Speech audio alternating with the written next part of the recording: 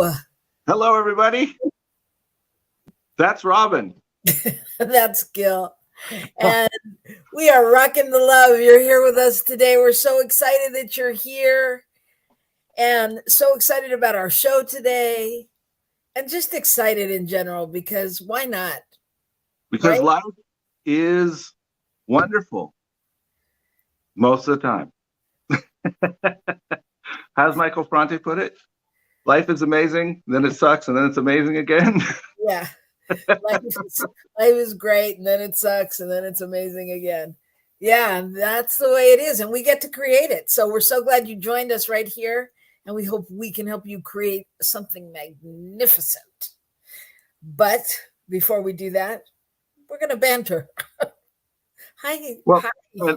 Hi. It's Hi. so Well, let's like, remind everybody to make sure that they subscribe to our YouTube channel and check things out. Let us know what they're thinking. Comment during the show so we can include you in what's going on. If you have something to say, even if you don't, say it anyway.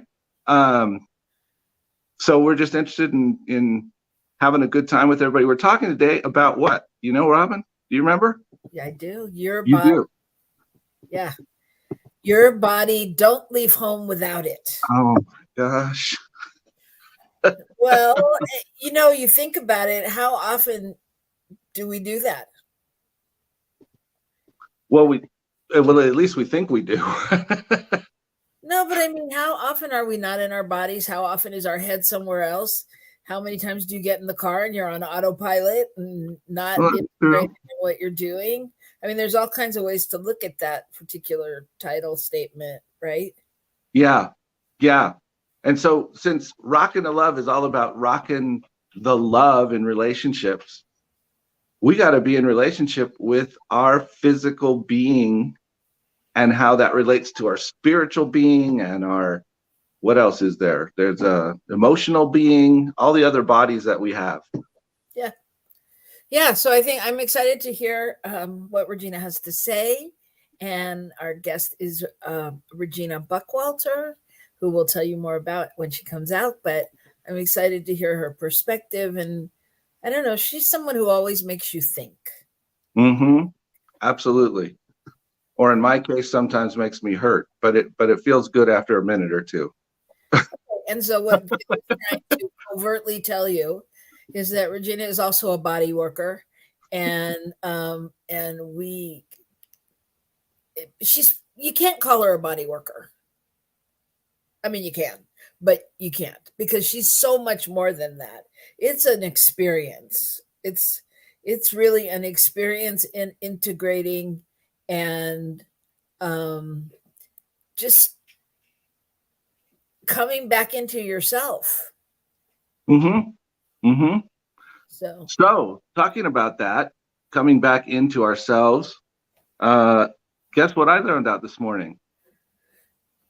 What? Well, first of all, somebody called me and told me that our car was charged up. And I've gotten a voicemail and now an email telling me that our car is ready to be picked up. Well, and 5 months to the day from when we dropped it off. Yeah, what's funny about this, people, is that we literally put our car in the shop 5 months ago today. 5 months. That's ridiculous. They should have been paying the car payments on it. It's crazy.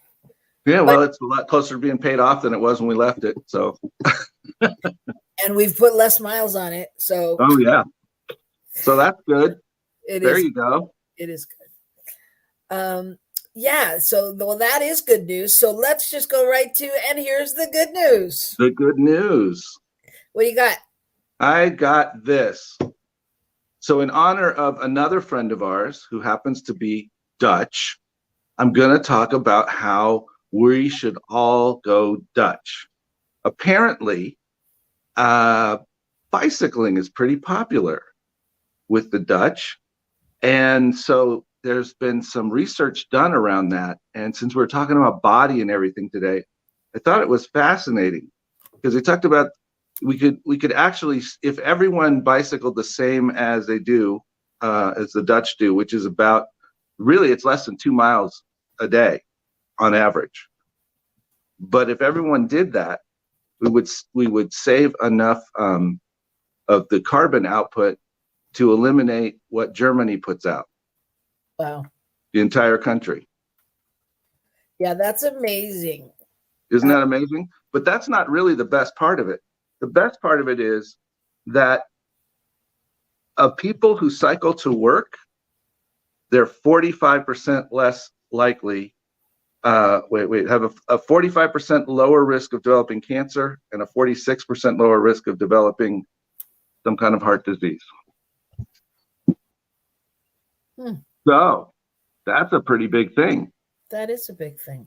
And as we're talking about being aware of our body and being connected to it and how it affects the rest of our life, I thought that was some good news, that we don't have to do that much. Yeah, that's amazing. What's interesting, mine is not similar, but it's in the same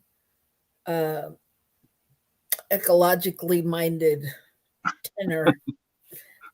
Is about a company called Azure, who are printing and constructing 3D homes out of recyclable products that would otherwise be going to the landfill. Not and I don't want to say homes, but like tiny homes and studios and mother-in-law type units, things like that for the backyard. But it's like over 60% recycled products. Wow, that's pretty cool. So I want to give a shout out and a hello to Reverend Sherry Lynn, who's with us today. Thanks for joining us. And she wants a bicycle with a motor on it. And I gotta tell you, Sherry, I've been riding with a friend of mine who has electric bike, and he lets me use his less powerful electric bike, and it's pretty fun, especially when you're doing on the trail stuff. And I can go a lot further and still get a pretty good set of exercise in on that bike, so it's kind of fun. That's great. Yeah, so I love that it's all in the news so much now, like that people really are kind of over that there's no global warming thing. They're really starting to at least be aware of little things and things that they can do that make a difference. So, well, that's what it's all about. It's about making a difference in our relationship to whatever it is. If it's to the world, if it's to ourselves, and it all starts right here, right where we are. So what else have we learned about Rockin the Love this week? I don't know. You tell me. Is there something you thought you were thinking? No, I was just thinking about the fact that it's interesting to work with maintaining relationship in a new way from a distance. It is that. Yeah. Having a long distance relationship, we will definitely do a show on it at some point, because it's different. It's very, but like not, it's just, I don't know. I've had many long distance relationships in my life, and I in this one, I tend to think, well, obviously I'm older and hopefully a little bit wiser, but I tend to think like it's just a mindset. So much of it is a mindset. And what's more fascinating to me is how everybody else feels about our long distance relationship. Yeah. Because everybody has an opinion or a thought or a concern. People are like, is everything okay? Yeah, everything's good. And you know what's funny about that is, I'm in the new place. You're in the old place with all the established friends, right? I don't get that many questions about it here. Which is kind of fascinating too, right? Right. They thought we were coming together and I didn't show up. So it's it is kind of fascinating, but who knows? But it is interesting. It's fun. It's fun to see you and fun to be with you. And I'm looking forward to when we get together in a couple of weeks. And And I want to say this: the time that it's worse is when it's dinner time. That's all I got to say, because I don't like to cook unless I have somebody to cook for. So. Well, and I feel the same way about eating. I don't like to eat because I have someone to eat with. I love what Rev Sherry's saying. She says, it's beautiful. There's no distance in love. It's true. It's really true. There isn't. So true. Wow. All right. Wow. It just passed that 1:11 time where I am. So I think it's time to take a break and come back and introduce our guest. And I'm so excited. The other good news is I'm so excited that Rev Rochelle's class is starting, that we're going to be taking the class with some of our friends from New Thought Media and other centers and your center. And yeah, I'm happy to report that my understanding is there's around 40 people signed up from the various places. And so we're going to have a nice group of people to interact with one another, and it's exciting. And so if your center is one that's participating, please go to your link and sign up, which they should have publicized somewhere. And if not, feel free to sign up through New Thought Media Network.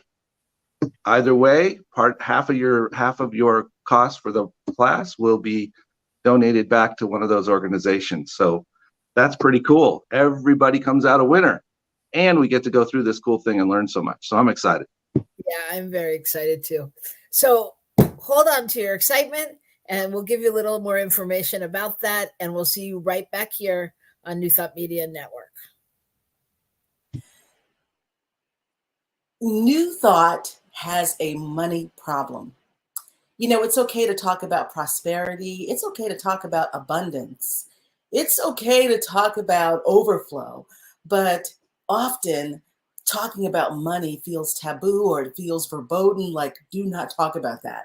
And I've experienced this in our New Thought communities and our centers and with our New Thought friends. And so here's my thinking: who better to have money and to have mastered a money mindset than those of us who are working to build a more equitable world using New Thought spirituality, New Thought technology, and all of the wonderful things that we know work. I am Reverend Rochelle McCreary, and I invite you to join me for a 5-week online workshop entitled Manifest More Money. This work is intended to use spiritual practices and practical actions to help you bust through your money set point, to help you release any kind of money shame or guilt or limits or limited thinking and boxes you put yourself in, and to really move into right relationship, divine right relationship with money. Indeed, our divine birthright is to have unlimited abundance, and that includes money. So I invite you to join me. We're going to kick everything off on Thursday, September 1st. All of the information is right here in the post below. The link for you to register is right here for you. And here's the really great thing. If you register using the link here at New Thought Media Network, they will receive 50% of your registration fee. It goes directly to New Thought Media Network. So I invite you to join me. Let's take this walk together. Let's blow the hinges off of our money consciousness and our money limits. And let's really get aligned with that divine source of energy that we use on this plane to exchange goods and services and to create a better world. I invite you to join me. I look forward to it.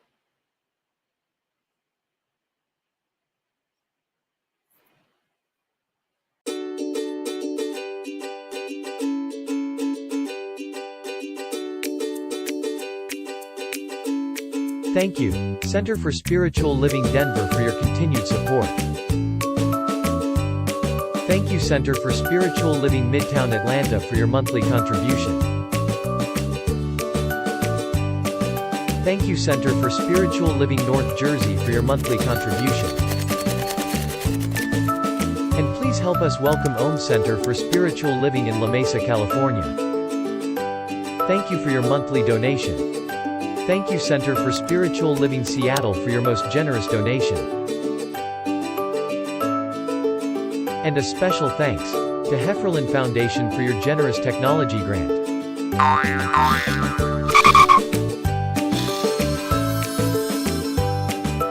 Suze Ajit, thank you for your very generous donation. And a super special thank you to Dr. Tracy Brown, RSCP. Thanks for being a super donor. And a big shout out to all our committed donors.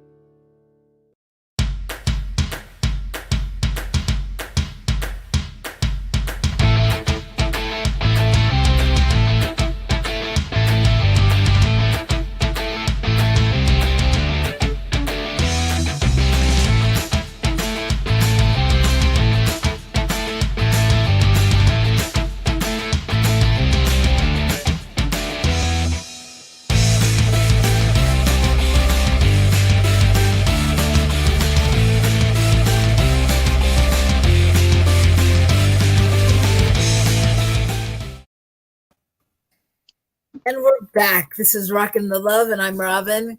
And I'm Gil. Thank you so much for being with us today. We're very excited. We are talking about your body. Don't leave home without it. That's right. Don't leave home without it. I just want to say I was thinking about this month, and what we really set out to do this month was reconnect with ourselves. And so we started out. We had last month. We had authentic voices, and then we had our doula for grief, Bonnie Gonzalez, come and just talk about how to reintegrate a bit after trauma, and just acknowledging trauma in your life and in your body and all of that. And then we had Reverend Rochelle come and talk to us about money, and not necessarily abundance of everything in our life, but really just money and the financial part. I mean, we touched on everything, but really getting back in tune with this. And so today we're rounding out the month by ending up with a Regina Buckwalter talking about your body, right? And really how to get back in your body.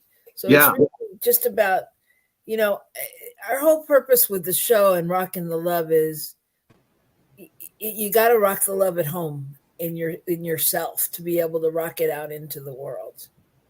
And so I just want to share a bit about Regina. She's a good friend of ours, first of all.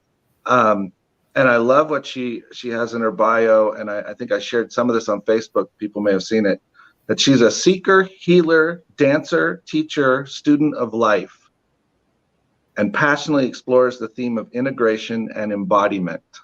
And I thought that was just such an accurate way to describe what I know her to be. So technically, she's been trained in Heller work from the very beginning of that organization, and she continues to work with that and to be a trainer with them. She's been a religious science practitioner for the last 18 years. Whoa. And more than that, she is just one of those people that shows up and you always know where Regina is and what's going on. She is always honest with you and upfront. So Regina, we're so glad to have you. Wow, I am so excited to be here. I was aroused at 5 o'clock this morning with excitement. And so I just hung in there and just went right into my body and got really curious and just loved all those sensations and just stayed present with it. And so I was like, wow, okay, I got a chance to do exactly what I believe in and what I may be talking about today. So here I am. Well, welcome. That's such a great place to begin. Yes, welcome. But that's a great place to begin. So I know in New Thought, we tend to think everyone's on the same page with us and talk a lot about with words that people don't always understand. So when you say you woke up and you got back into your body. Tell us a little bit more about that. Thank you, Robyn. That's a really good question. From how I organize my life, my relationship with my body is the absolute most intimate relationship with myself. So if we're talking about our relationship with ourselves, in my world, I need to start with sensation and tracking. Where am I? What am I feeling? And what am I needing? And getting back into my body means that I don't go into story. I don't go into beliefs. I don't go into fears. I go right for sensation, because to live in my body, I get to feel my life. I'm feeling my life. I'm not analyzing my life. I'm present with my breath, and I'm landed here on earth.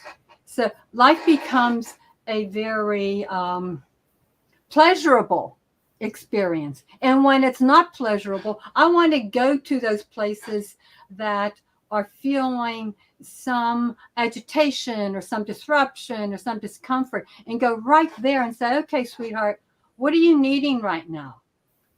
I like that. What are you needing, and how can we calm this system so we can feel at least calm and at least present? Regina, I want to comment about that, because I know that you teach people various ways to help them do that. And you actually supported me when I was doing a very important interview process, and told me exactly what I needed to do.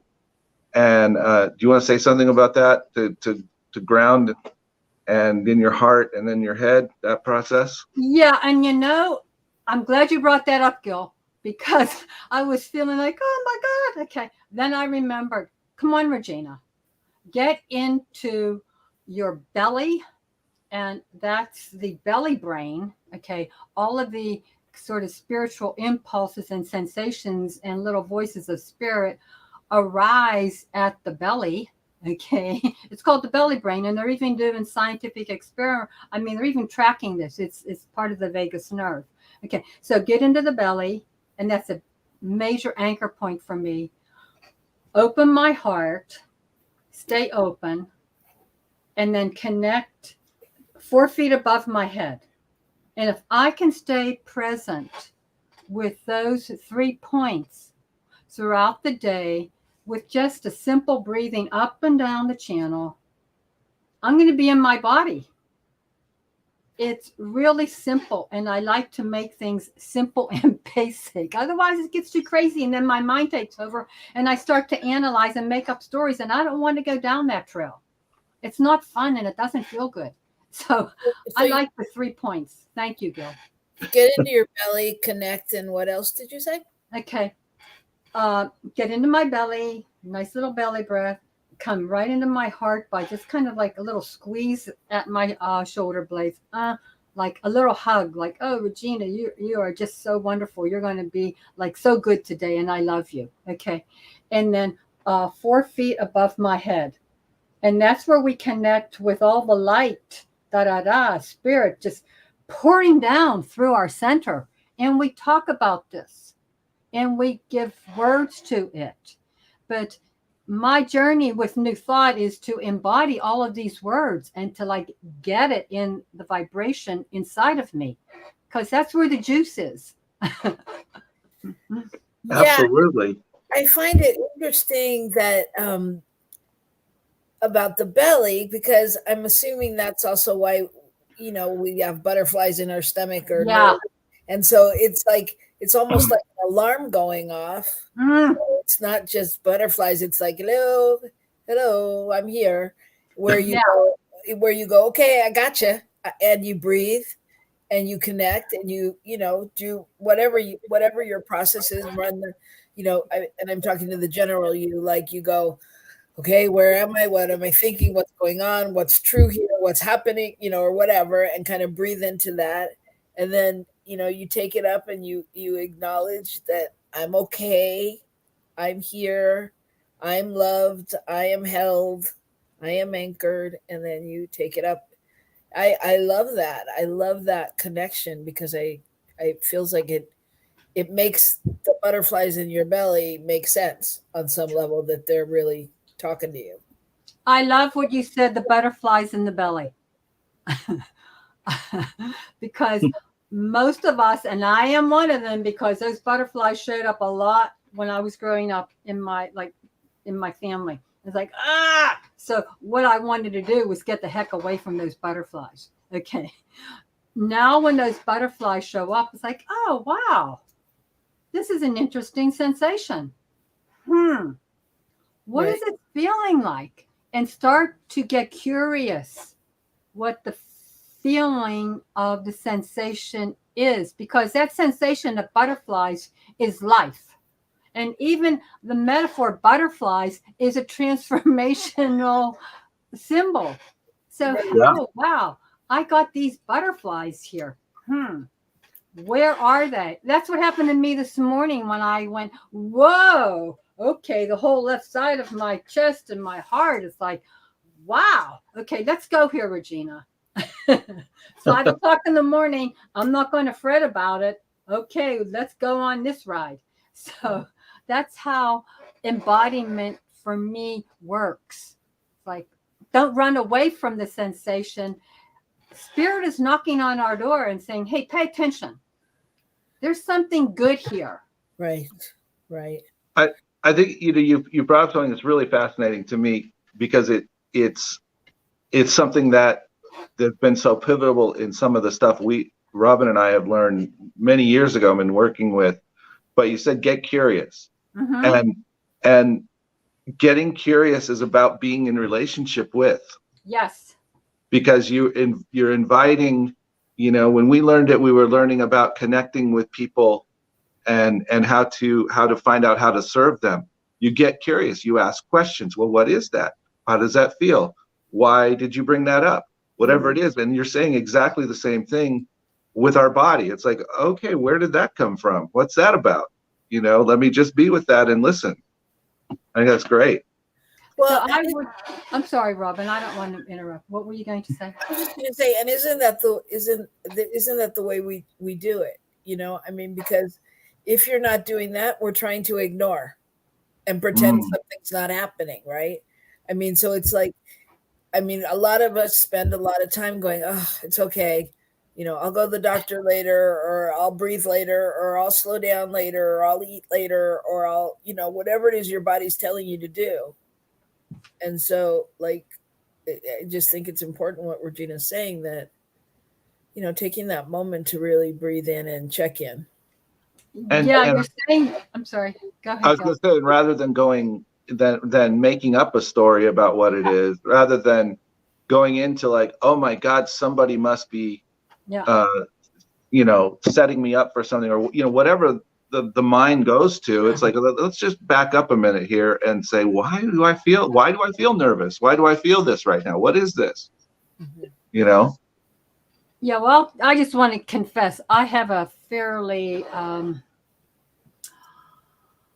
I was given a fairly negative script in my family of origin growing up. And I if I would have stayed on that script, I don't think I would be very healthy, and I have siblings back in Pittsburgh, and they have health issues, bless their heart,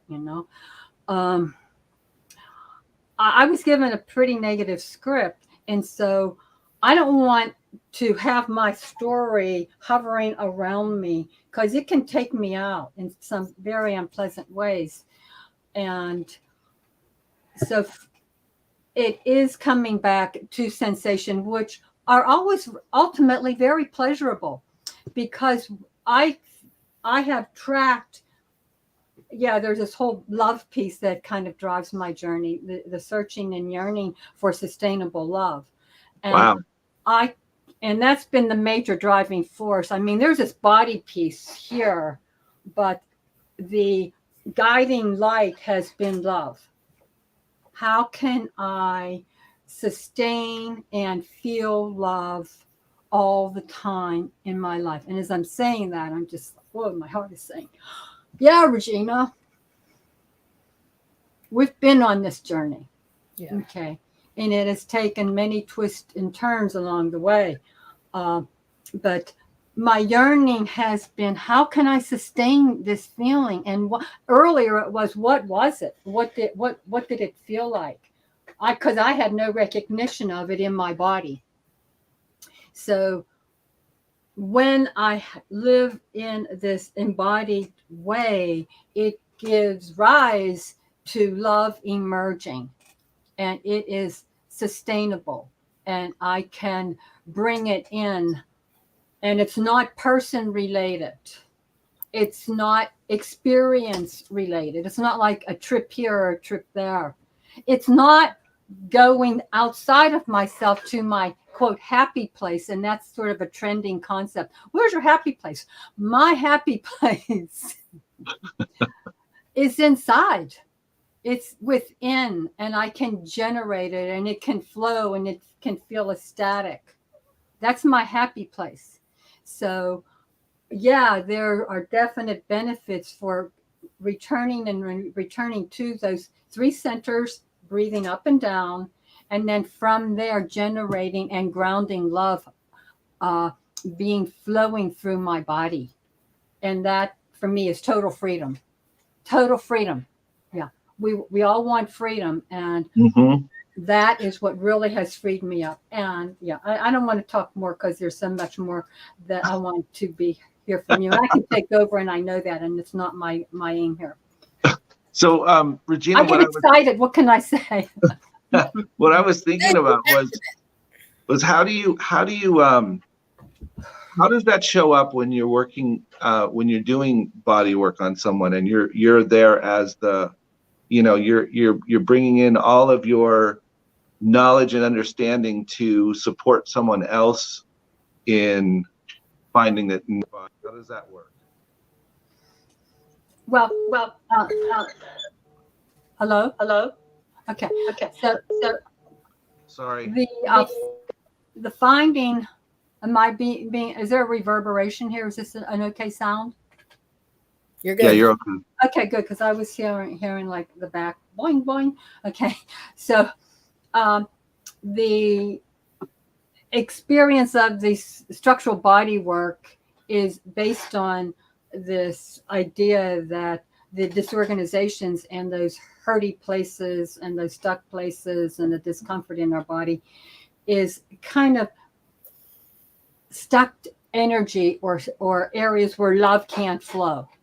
So we want the body to have, I believe, we want to live in a fluid environment with our bodies. And if love gets stuck in these areas, then there's oftentimes some discomfort. So when my client comes in, I have ways of seeing and looking both at structure, a structural paradigm, and I also observe how is the movement traveling through your body. Because in those areas where movement is not flowing, it's hard to access the flow and the vibrational frequency or the energy or sensation of love. And I'm here to like get the whole package.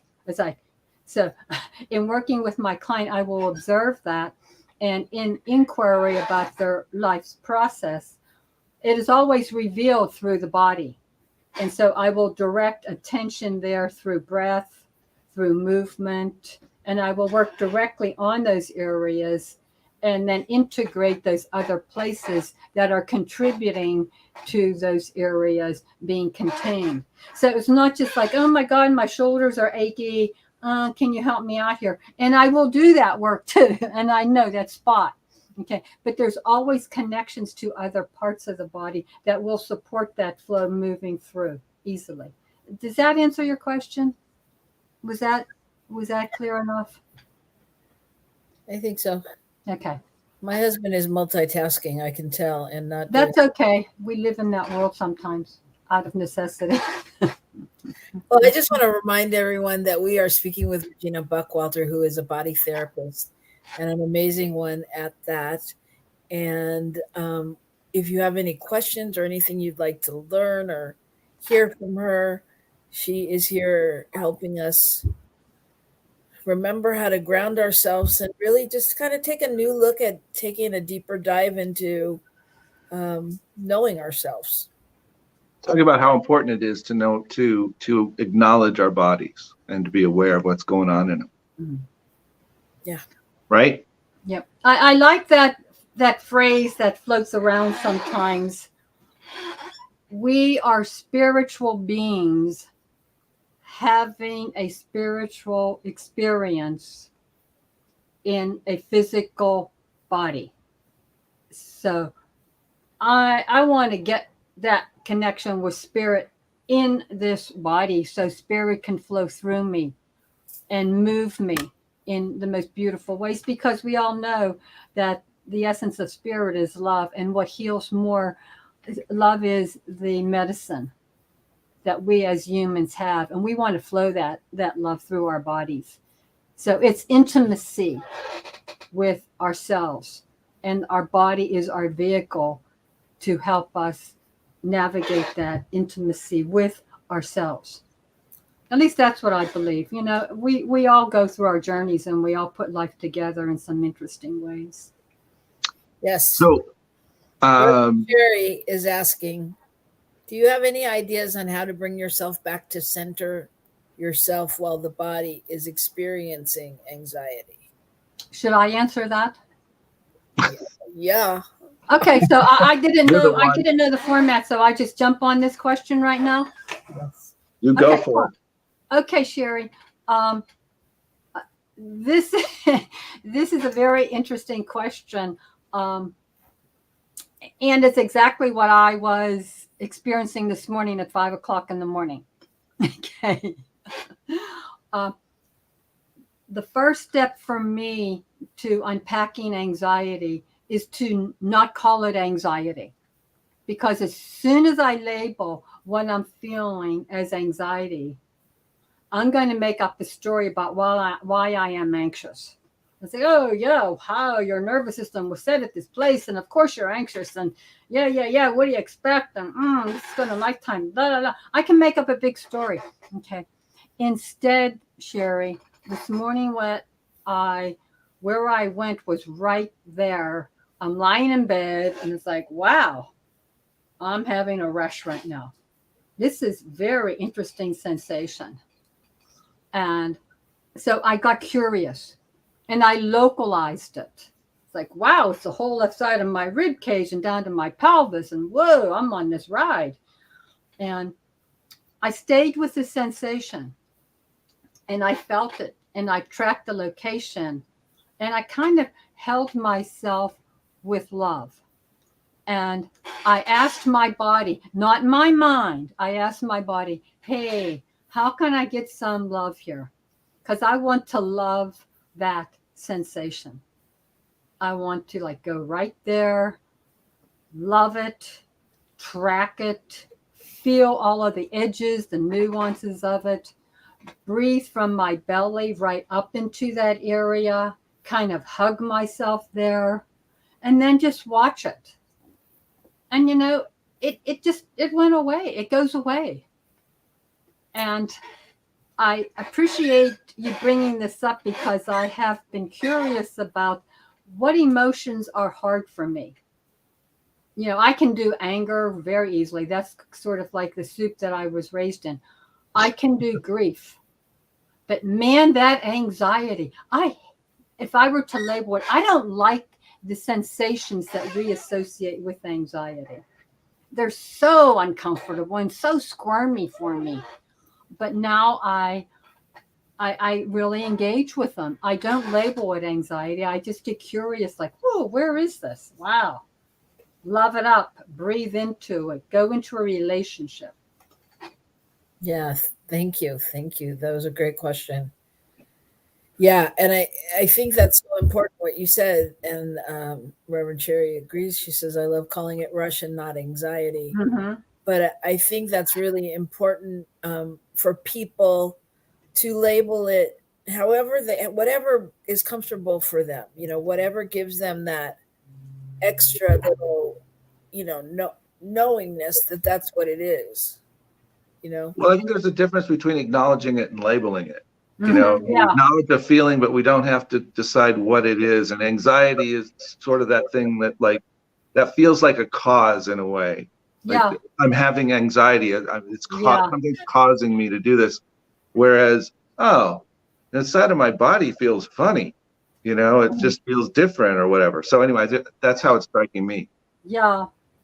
We don't live in a culture of sensation so much.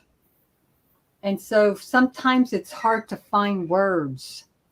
But sometimes if I know if I go into labeling, and what you are saying, Robyn, is accurate, absolutely correct, because I know when I am aroused and I am angry, like, okay. But I have to be careful also if I'm going to label the emotion.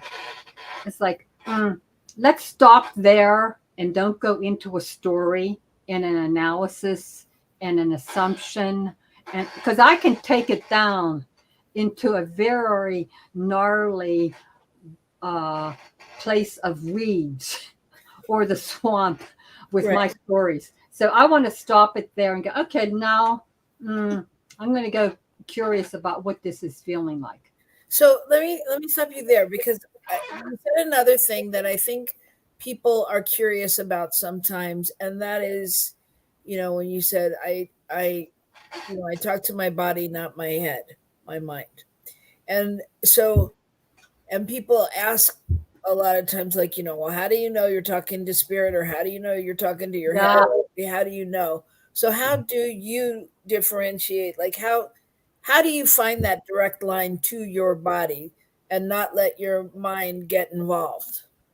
That's a really good question. And I was thinking about this just a couple of days ago. It's like, wow, Regina, there was a time in your life where you didn't have really good discernment about what was spirit and what was ego. And I was just sort of confused like crazy. Okay. I believe that the heart and spirit speaks with sensation and vibration, good feelings. Okay. So my mind tends to want to make me feel bad, create anxiety, start to analyze. Okay. Spirit in my journey, and we all connect with these things in our own sweet ways. Okay. In my world, there's a sweetness and an opening of my heart and a gentleness when spirit is speaking to me. Okay. It's almost, remember, well, the connection with the body and sensation paradigm or reference point is the most intimate relationship. And when we are so intimate with ourselves, there's a gentleness and a kindness there. Okay? If I'm being kicked around and given ideas of watch out for that and da da da and that's whatever, and I can go there really easily. I mean, I have this sort of like chatter. It's like, no, I don't want to listen to you. No, it doesn't feel good. Your mind is more of a critic. Yeah. It's the personality that wants to limit us or pump us up where we are better than. And so anytime that I'm feeling like haughty or judgmental, I had an interesting revelation a couple weeks ago, because I kind of left home without my body for a couple of days. And then I came back and it's like, oh my God, where have you been? You feel really crappy. I was feeling really crappy, and I was feeling very judgmental, and I was feeling all victim-y, and that's kind of where my script can go. And I was realizing that in my family of origin, which was not real pleasant, I developed a very critical mind. And that judgmental critical mind kind of was a barrier to protect a lot of pain that was going on around me. So anytime I know that I have dropped into those weeds, my heart needs some attention. I need some love with that critic. I need to love up my judgmental part and say, oh my God, honey, you haven't been feeling safe lately, have you? Or let me love you up. This is hard. Because being judgmental is really hard on me. As I say that, I can just feel. Well, I think that's so important nowadays, even more than before, because we're doing so many things and we're holding ourselves to such higher standards. Oh, we should be able to get this done. We should be able to do that. And I mean, we're hard on ourselves, and we don't always, take the time to really, I mean, it's one thing to come home and relax and watch TV, but that's not really loving yourself. That's different. That's that's a moment and letting go a little or whatever it is. It's like it goes.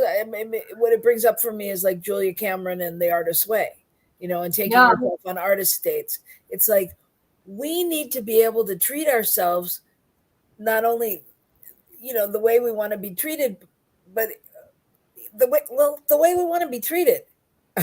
So that we're not, what happened in my mind was I was thinking, so that we're not counting on anyone else to do it necessarily. Exactly. I mean, it's us. We're in the, and if we go to the science of mind of, there's only one of us here. It's like, we've got to be able to do that. And to go on with that theory, I mean, I think that's part of the thing that's making our long distance relationship successful, is that I feel like it's really a time where we're both taking time, whether it's to, go out to eat or to spend more time with friends or different time with friends, or just creating it on our own to like start to explore more of ourselves. Because when you're in a relationship, you lose yourself a little.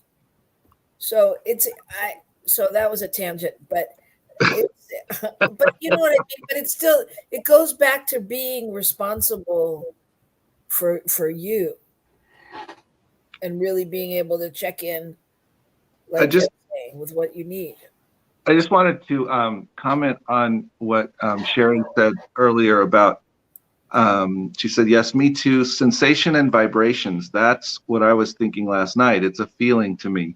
And she put that in the chat when you were commenting about the sensation and that spirit is about that vibration and that loving,